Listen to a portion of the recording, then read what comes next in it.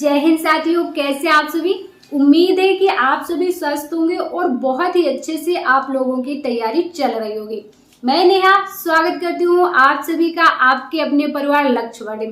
साथियों, आज हमारी पॉलिटी की क्लास नंबर 17 है। क्लास 16 तक हम लोगों ने बहुत अच्छे से कवर कर लिया है। जिन्होंने भी पिछली क्लासेस ना देखी हो, चैनल की प्लेलिस्ट में जाकर के सारी क्लासेस जरूर देखिएगा और उन क्लासों के नोट्स भी बना लीजिए, क्योंकि जब आपका एग्जाम नजदीक आ जाएगा, एग्जाम के 10 से 15 दिन रह जाते हैं, तो उस टाइम आपको इतना समय नहीं मिलता है कि सारी क्लासेस, सारे वीडियोस दोबारा से देख पाओ। तो उस टाइम पर आप अपने नोट्स का रिवीजन कीजिए और अपनी तैयारी को अच्छा बनाइए, है ना। तो उसके लिए आपको नोट्स बनाना बहुत ज्यादा जरूरी हो जाता है। क्लास नंबर 17 है। हम लोग पढ़ेंगे आज की क्लास में संसद के बारे में। आज का जो हमारा टॉपिक है संसद होने वाला है, ठीक है। तो आप लोग अपना अपना कॉपी पेन उठा लीजिए और लिख लीजिए। आज का जो आपका चैप्टर रहने वाला है, टॉपिक है, आज हम लोग संसद के बारे में पढ़ेंगे। तो देखो, संसद का उल्लेख, सबसे पहला जो क्वेश्चन आपसे बनेगा कि संसद का जो वर्णन है संविधान के किस भाग में है और किस अनुच्छेद में है ना। सबसे पहला जो पॉइंट यहाँ से बन जाएगा वो ये है कि संसद का जो वर्णन है संविधान के किस भाग और किस अनुच्छेद में है, ठीक है। तो आप बता देंगे कि संविधान में भाग 5, कौन सा भाग 5 के अध्याय 2 में, भाग 5 के अध्याय 2 में जो है संसद के बारे में बताया गया है। क्लियर, पहला पॉइंट आपको क्लियर हुआ क्या। भाग दूसरे के अध्याय 2, भाग 5वें के अध्याय 2 में, ठीक, क्लियर। इसके बाद पूछ लेगा अनुच्छेद। अनुच्छेद कहां से कहां तक है, तो अनुच्छेद है आपके 79 से लेके 122 तक। कहां तक, 79 से लेकर 122 तक क्या है आपका संसद के बारे में बताया गया है। क्लियर। इसके बाद संसद को संघीय विधायिका भी कहते हैं। कहीं कहीं पर आपको ये वर्ड भी लिखा मिल जाएगा। संसद ना दे करके अगर संघीय विधायिका लिखा हो तो आप समझ जाएंगे कि इसका मतलब क्या है, संसद ही कहना चाह रहा है एग्जामिनर। समझ गए। तो ये तीनों पॉइंट आपको क्लियर हुए। संविधान के किस भाग में है, भाग 5 के अध्याय 2 में है। अनुच्छेद 79 से लेकर 122 तक है। इसे संघीय विधायिका भी कहा जाता है। क्लियर हुआ, ठीक। अब हम लोग पढ़ेंगे कि संसद बनती कैसे है, कौन कौन संसद का अंग होते हैं और कौन संसद का अभिन्न अंग होता है, संसद का उल्लेख संविधान के किस अनुच्छेद में है ना। तो अब हम लोग वो देखते हैं। अब आ जाओ इधर आ जाओ।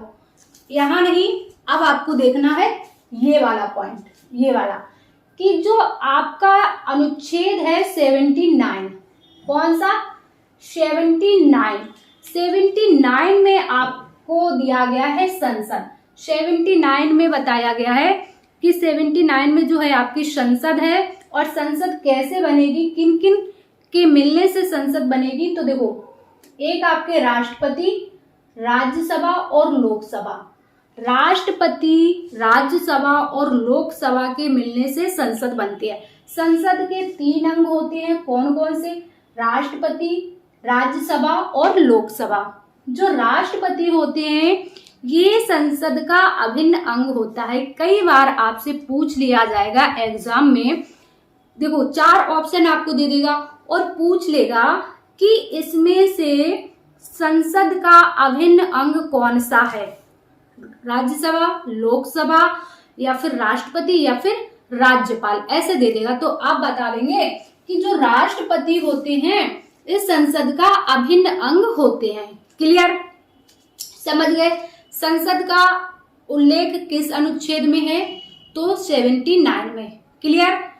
और संसद का अभिन्न अंग राष्ट्रपति। क्लियर, दोनों पॉइंट्स क्लियर हुए। संसद के अंग कौन कौन सा है, राष्ट्रपति, राज्यसभा और लोकसभा। क्लियर, ठीक। यहां तक चीजें आपको क्लियर हो गई। अब हम लोग पढ़ेंगे लोकसभा। सबसे पहले हम लोग पढ़ेंगे लोकसभा। देखो, संसद संसद के जो आर्टिकल हैं आपको याद करने की एक ट्रिक बता। देखो, एक आप लिख लो क्या, सरल, सरल लिख लो, सरल, है ना। अब संसद किस अनुच्छेद में है, ये तो आपकी 79 में है। और रा आपका किस में है, रा से मतलब राज्यसभा, रा से मतलब राज्यसभा, तो राज्यसभा हो जाएगा आपका 80 में, और ला से मतलब लोकसभा हो जाएगा आपका 81 में। समझ गए। तो ये एक छोटी सी ट्रिक है संसद, राज्यसभा और लोकसभा के अनुच्छेद याद करने की। सरला या फिर सरल, है ना, सरला या फिर सरल से आप इन तीनों अनुच्छेद को याद कर लेंगे और संसद के अंग भी आपको याद हो जाएंगे। यानी कि राज्यसभा का उल्लेख किस अनुच्छेद में है तो आप बता देंगे 80 में है, लोकसभा 81 में है और संसद आपकी 79 में है। क्लियर, ये आप लोग याद कर लेंगे। ठीक, अब देखो, अब हम लोग सबसे पहले पढ़ेंगे लोकसभा कि लोकसभा का गठन कब हुआ, है ना, और इसकी प्रथम बैठक कब हुई और इसके अन्य नाम क्या है, ये हम लोग अब पढ़ेंगे। तो आप लोग लिख लेंगे, हेडिंग डाल लेंगे लोकसभा। अब देखो, लोकसभा के और भी अन्य नाम होते हैं। एग्जाम में आपसे पूछ लेगा, या तो कुछ नाम दे देगा कि पूछ लेगा इनमें से लोकसभा का क्या अन्य नाम है, मतलब लोकसभा किसे कहते हैं, या फिर 4 ऑप्शंस दे देगा, उसमें से एक कुछ और दे देगा, तो कह देगा कि इसमें से लोकसभा का अन्य नाम नहीं है ना। तो इस तरह से आपको ये याद होने चाहिए कि संसद के और क्या क्या अन्य नाम होते हैं। क्लियर। तो देखो, सबसे पहले हम लोग पढ़ेंगे संसद के अन्य नाम, संसद के और क्या क्या नाम होते हैं। तो एक तो आपका नाम होता है प्रथम सदन, संसद नहीं, सॉरी, लोकसभा, है ना, लोकसभा। लोकसभा के अन्य नाम क्या क्या होते हैं, एक तो आपका होता है प्रथम सदन, दूसरा आपका लोअर हाउस बोलते हैं लोकसभा को, है ना, लोअर हाउस बोलते हैं, तीसरा इसे निम्न सदन कहते हैं लोकसभा को, चौथा इसे प्रिय सदन भी कहते हैं और लोकप्रिय सदन भी कहते हैं। प्रिय सदन और लोकप्रिय सदन लोकसभा के ये हो गए अन्य नाम। क्लियर। इसके बाद गठन, बात करें कि लोकसभा का गठन कब हुआ, है ना, लोकसभा का गठन कब हुआ, तो लोकसभा का जो गठन होता है आपका 17 अप्रैल 1952। कब होता है, 17 अप्रैल 1952 को होता है लोकसभा का गठन। क्लियर। इसके बाद जो लोकसभा की प्रथम बैठक होती है, लोकसभा की प्रथम बैठक कब होती है, तो प्रथम बैठक होती है आपकी 13 मई 1952 में। कब, 13 मई 1952 में इसकी लोकसभा की प्रथम बैठक हुई थी। क्लियर। और इसका नामकरण, लोकसभा का नामकरण कब हुआ था, यानी कि नाम कब रखा गया था, तो 1954। कब, बता देंगे आप कि नामकरण जो हुआ था लोकसभा का कब हुआ था, 1954 में हुआ था। क्लियर। तो लोकसभा का गठन, प्रथम बैठक, ये आपको चीजें क्लियर हुई। ठीक, यहां तक चीजें क्लियर हुई।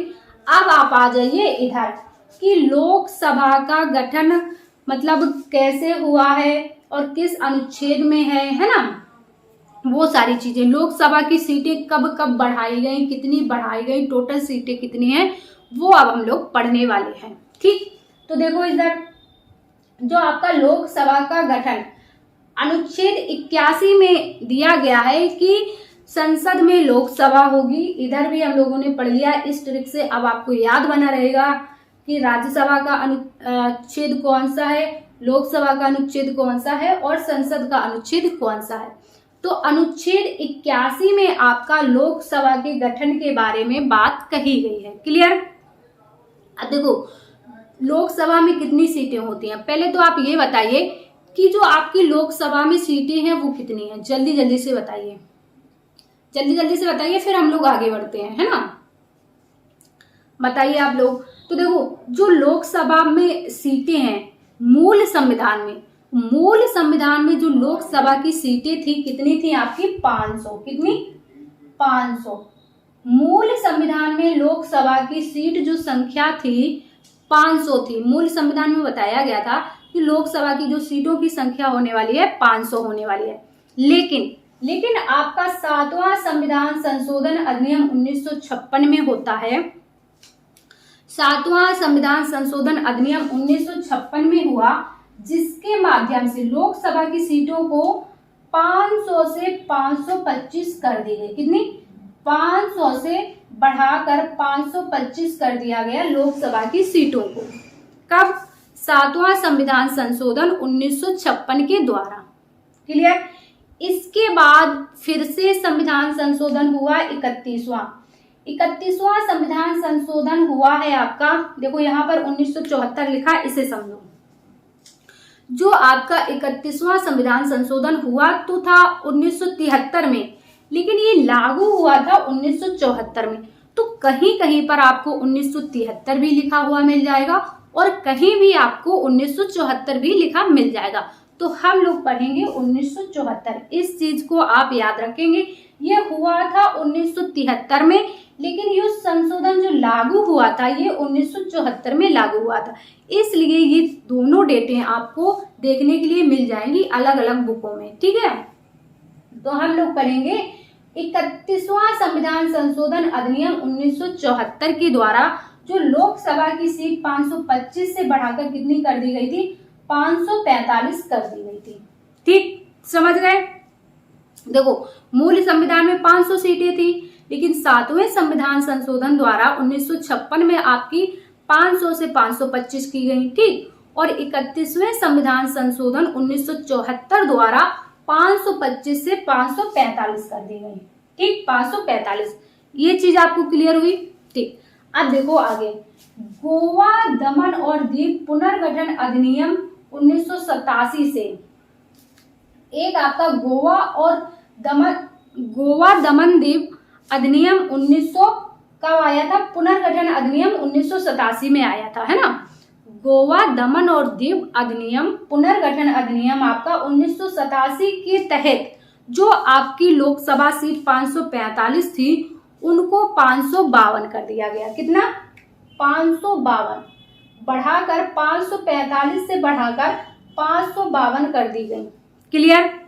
यहां तक आपको चीजें क्लियर हुई? ये पूरा चीज आपको क्लियर हुआ? क्या क्या हम लोगों ने पढ़ा एक बार रिवाइज कर लीजिए आप लोग कि देखो, संसद संविधान के किस भाग में है? तो भाग 5वें के अध्याय 2 में। क्लियर? संसद है। इसके बाद इसका अनुच्छेद कहां से कहां तक है? तो संसद का है जो वर्णन है अनुच्छेद 79 से लेकर के 122 तक। क्लियर? इसे संघीय विधायिका भी कहा जाता है। क्लियर? संसद का उल्लेख, अब संसद कैसे बनेगी, किस किसके मिलने से बनेगी, संसद का अनुच्छेद कौन सा है? तो संसद का अनुच्छेद है आपका 79 में लिखा हुआ है कि एक संसद होगी और संसद के जो अंग होंगे 3 अंग होंगे। कौन कौन सा? राष्ट्रपति, राज्यसभा और लोकसभा, जिसमें आपका राष्ट्रपति जो होते हैं ये संसद के अभिन्न अंग होते हैं। क्लियर? इतनी चीजें हम लोगों ने पढ़ी। और लोकसभा का गठन कैसे हुआ? लोकसभा की सीटें मूल संविधान में 500 थी, 7वें संविधान संशोधन द्वारा आपके 500 से 525 हुई, 31वें संविधान संशोधन से 525 से 545 हुई और गोवा दमन और दीव पुनर्गठन अधिनियम से 545 से 552 हुई। सारी चीजें आपको क्लास में ही याद होती जाएंगी, बस आप क्लास को ध्यान से देखिए और एक बार नोट जरूर कर लीजिए, है ना। एक बार जो है नोट जरूर कर लीजिए। और लोकसभा के अन्य नाम कौन कौन से हैं? देखो, निम्न सदन, है ना, लोअर हाउस, प्रिय सदन, लोकप्रिय सदन, प्रथम सदन, ये सारे अन्य नाम हो गए। क्लियर? लोकसभा का गठन कब हुआ?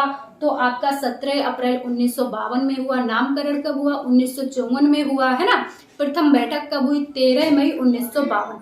सारी चीजें आपको याद हो गई, मुझे याद हो गई तो आपको भी याद हो गई होंगी, है ना। एक बार और रिवीजन कर लेना क्लास खत्म होने के बाद, तो आपका जो पढ़ाया हुआ है, इस क्लास का पढ़ाया हुआ इसी क्लास में आपको याद हो जाएगा। तो इस चीज को आप जल्दी से नोट कीजिए, फिर हम लोग आगे बढ़ते हैं। अब हम लोग पढ़ेंगे कि लोकसभा में जो 552 सीटें हैं वो कैसे आएंगी, कितनी केंद्र शासित प्रदेशों से आएंगी, कितनी राज्यों से आएंगी और किसको राष्ट्रपति मनोनीत करते हैं, वो सब कुछ अब हम लोग पढ़ने वाले हैं। तो देख लीजिए, आप लोग लिखेंगे लोकसभा। जो लोकसभा में अधिकतम सीटें हैं, कितनी सीटें हैं? 552। लोकसभा में अधिकतम सीटें कितनी हैं? 552। ये क्वेश्चंस आपका पिछली वर्ष पैट के एग्जाम में पूछा गया था कि लोकसभा की अधिकतम सीटों की संख्या कितनी है। तो कितनी है? 552 है, आप लोग याद रखेंगे। क्लियर? अब 552 में कितनी राज्यों से आती हैं? तो देखो, राज्यों से जो आती हैं आपकी, राज्यों से आती हैं 530 सीटें, है ना। और जो यूटीज यानी कि केंद्र शासित प्रदेश होते हैं, केंद्र शासित राज्य लिखा है यहाँ, केंद्र शासित जो प्रदेश होते हैं उनसे आती हैं आपकी 20 सीटें। 530 और 20 हो गई 550। बचे आपकी जो 2 सीटें हैं, ये आंग्ल भारतीय, जिनको राष्ट्रपति मनोनीत करते हैं ना, जो एंग्लो इंडियन होते हैं, 2 सीटें उनके लिए थी। क्लियर? अभी आप पढ़ते जाइए, लेकिन इसको क्या किया गया है? हटा दिया गया है अब एंग्लो इंडियन को, है ना। तो जो अगर आपसे लोकसभा की अधिकतम सीटों के बारे में पूछा जाएगा तो आप बता देंगे कितनी होंगी? 552 होंगी। राज्यों से कितनी आएंगी? 530 आएंगी। और जो केंद्र शासित प्रदेशों से आएंगी वो आएंगी आपकी 20। क्लियर? आप देखो, नोट डाल के लिख लो आप कि जो 104वां संविधान संशोधन हुआ था आपका 2019 में, 104वां संविधान संशोधन 2019 के तहत आपके अनुच्छेद 331 को समाप्त कर दिया गया है। और 331 में क्या था? अनुच्छेद 331 में यही था आंग्ल भारतीय। क्या अनुच्छेद 331 में था कि 2 आंग्ल भारतीय को राष्ट्रपति लोकसभा में मनोनीत करेंगे। लेकिन अब ये 104वें संविधान संशोधन द्वारा जो है अनुच्छेद 331 को समाप्त कर दिया गया है, यानी कि अब आपके लोकसभा में आंग्ल भारतीयों को मनोनीत नहीं किया जाएगा। क्लियर? बात समझ गए? ठीक है। तो अब वर्तमान में जो लोकसभा में सदस्यों की संख्या है, देखो सदस्य और सीटों में कंफ्यूज नहीं होंगे, सीटें तो आपकी 552 है। क्लियर? अब आपसे पूछ ले अगर कि लोकसभा में वर्तमान सदस्यों की कितनी संख्या, तो आप बता देंगे सदस्यों की जो कुल संख्या है 543 है। वर्तमान में लोकसभा में सदस्यों की कुल संख्या है कितनी है आपकी? 543, जिसमें राज्यों से जो है आपके 524 है। राज्यों से सदस्यों की संख्या 524 है और यूटी से 19 है। कितनी है? 19 आपके केंद्र शासित राज्यों से हैं। क्लियर? जिसमें अगर आपसे पूछा जाए कि लोकसभा में सर्वाधिक सदस्यों की संख्या किस राज्य से आती है, लोकसभा में सर्वाधिक सदस्य किस राज्य के हैं, तो आप बता देंगे कहाँ के हैं? अपने उत्तर प्रदेश के। और अगर आपसे यूटीज पूछा जाए यानी कि केंद्र शासित प्रदेश पूछा जाए तो दिल्ली। क्लियर? दोनों चीजें क्लियर हुई? ऊपर से देख लो एक बार, लोकसभा में अधिकतम सीटें 552। क्लियर? राज्यों से 530 और यूटीज से 20। क्लियर? 104वां संविधान संशोधन 2019 द्वारा अनुच्छेद 331 को समाप्त कर दिया गया है, जिसमें दिया गया था कि 2 आंग्ल भारतीयों को राष्ट्रपति लोकसभा में मनोनीत करेंगे। इस चीज को अब समाप्त कर दिया गया। क्लियर? वर्तमान में लोकसभा सदस्यों की संख्या कितनी है? 543 है, जिसमें 524 आपके राज्यों से हैं और यूटीज से कितने हैं? 19 है। क्लियर? समझ गए? अब इधर देखो कि एससी और एसटी के लिए कितनी सीटें रिजर्व हैं लोकसभा में। अब हम लोग पढ़ेंगे कि एससी और एसटी यानी कि अनुसूचित जाति और अनुसूचित जनजाति के लिए लोकसभा में कितना रिजर्वेशन है ना? कितना रिजर्वेशन है लोकसभा में एससी और एसटी के लिए? तो आप लोग हेडिंग डाल लो, लोकसभा में एससी एवं एसटी के लिए आरक्षण। ठीक, तो ये बात लिखी है आपके अनुच्छेद 330 में। अनुच्छेद 330 में लिखा है कि एससी यानी कि अनुसूचित जाति के लिए 84 सीटें रिजर्व हैं। कितनी? अनुसूचित जाति के लिए 84 सीटें रिजर्व हैं। कितनी? 84 लोकसभा में, ठीक। और एसटी के लिए कितनी सीटें हैं? एसटी के लिए 47 सीटें हैं। अनुसूचित जनजाति के लिए लोकसभा में आपकी 47 सीटें रिजर्व हैं। क्लियर? किस अनुच्छेद में दिया गया है? तो अनुच्छेद 330 में दिया गया है ना। एससी के लिए 84 और एसटी के लिए 47। क्लियर? अगला पॉइंट, अगर आपसे पूछ लिया जाए लोकसभा में टोटल रिजर्व सीटें कितनी है, तो आप बता देंगे इन दोनों को जोड़ के कितनी है? 131। क्लियर? बात क्लियर? ठीक। आगे देखो, अब ये आरक्षण स्टार्टिंग में कितना था और कब तक के लिए इतना ही रहने वाला है, वो चीज समझो। देखो, नोट डाल के आप लिखेंगे जो आरक्षण है एससी और एसटी का, एससी और एसटी के लिए जो सीटों का आरक्षण है, ये शुरुआत में 10-10 साल के लिए बढ़ाया जाता था। कितने? 10-10 साल के लिए शुरुआत में बढ़ाया जाता था। लेकिन क्या हुआ? 95वें संविधान संशोधन 2009 के तहत 95वां संविधान संशोधन हुआ 2009 में, जिसमें आपका अनुच्छेद 334 में संशोधन किया गया। बात को ध्यान से समझो। 95वां संविधान संशोधन होता है 2009 में। इसमें आपके अनुच्छेद 334 में संशोधन किया जाता है और क्या किया जाता है? इस आरक्षण को 2020 तक बढ़ा दिया गया। क्या? ध्यान से समझो। 95वां संविधान संशोधन 2009 के द्वारा अनुच्छेद 334 में संशोधन करके आरक्षण को 2020 तक बढ़ा दिया गया। क्लियर? समझ गए? पहले आपके 2020 तक बढ़ाया गया था आरक्षण को, लेकिन जब आपका 104वां संविधान संशोधन हुआ था, जिसमें आपके अनुच्छेद 331 को समाप्त किया गया था, उसी में पुनः 2030 तक बढ़ा दिया गया। अनुच्छेद संविधान संशोधन 104वें के तहत, 104वां संविधान संशोधन के तहत एक तो आपके अनुच्छेद 331 को हटाया गया और दूसरा क्या हुआ? जो एससी और एसटी का आरक्षण था उसको 2030 तक बढ़ा दिया गया। समझ गए? तो ये जो आपका संविधान संशोधन है 104वां, ये इम्पोर्टेंट हो जाता है, इम्पोर्टेंट हो जाता है। इससे आपके क्वेश्चंस बनने की प्रबल संभावना है, क्योंकि देखो इसके माध्यम से क्या हुआ? एक तो अनुच्छेद 331 को हटाया गया कि 2 आंग्ल भारतीयों को मनोनीत नहीं किया जाएगा, और दूसरी बात जो एससी एसटी का आरक्षण है लोकसभा में, इस आरक्षण को 2030 तक बढ़ा दिया गया। क्लियर?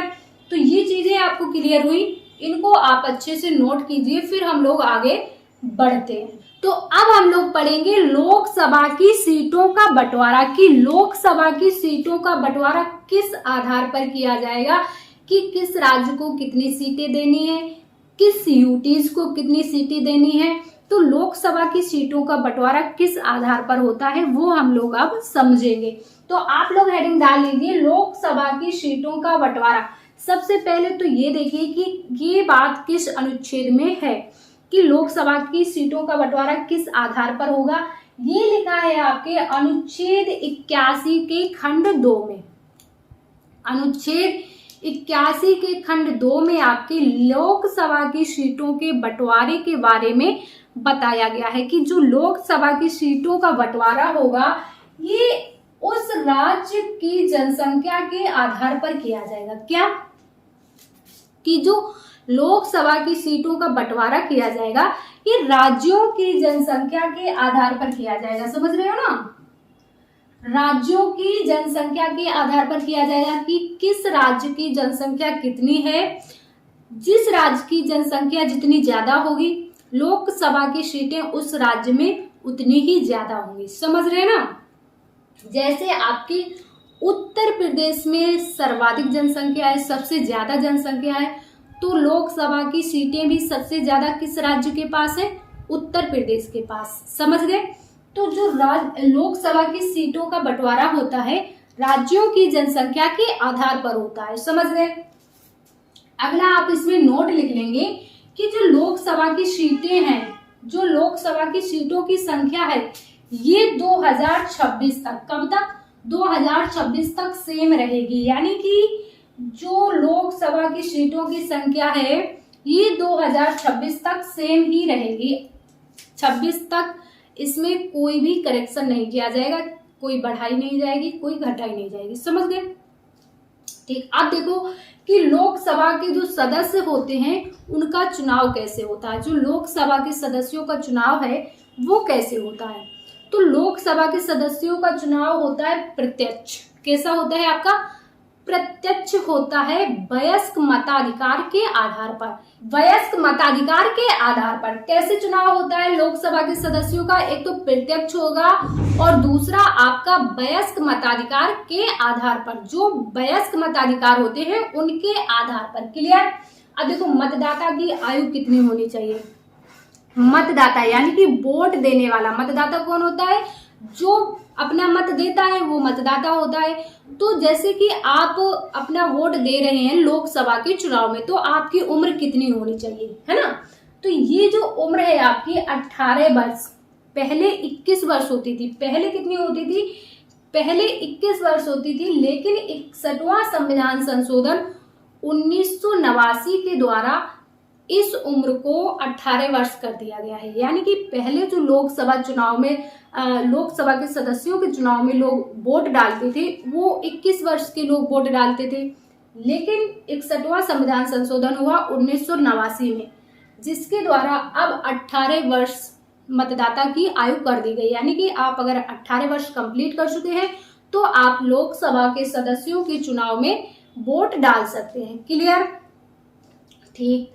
अब आगे है आपकी लोकसभा सदस्यों की योग्यता। यानी कि जो लोकसभा का सदस्य बनेगा, यानी कि जो लोकसभा का चुनाव लड़ेगा, उसके पास क्या क्या योग्यता होनी चाहिए। समझ रहे हैं ना? ये तो मतदाता की आयु थी। अब आप सदस्य की योग्यताएं पढ़ेंगे अनुच्छेद 84 में। अनुच्छेद 84 में लोकसभा के सदस्यों की योग्यताओं के बारे में बताया गया है। क्या क्या योग्यता होनी चाहिए? नंबर 1 पे वो भारत का नागरिक हो। सबसे पहले उसे भारत का नागरिक होना अनिवार्य है। और नंबर 2 पर वो 25 वर्ष की आयु कंप्लीट कर चुका हो। देखो अगर आप वोट डाल रहे हैं तो आप 18 वर्ष के होने चाहिए। यदि आप लोकसभा का चुनाव लड़ रहे हैं तो आप 25 वर्ष कंप्लीट होने चाहिए। समझ गए?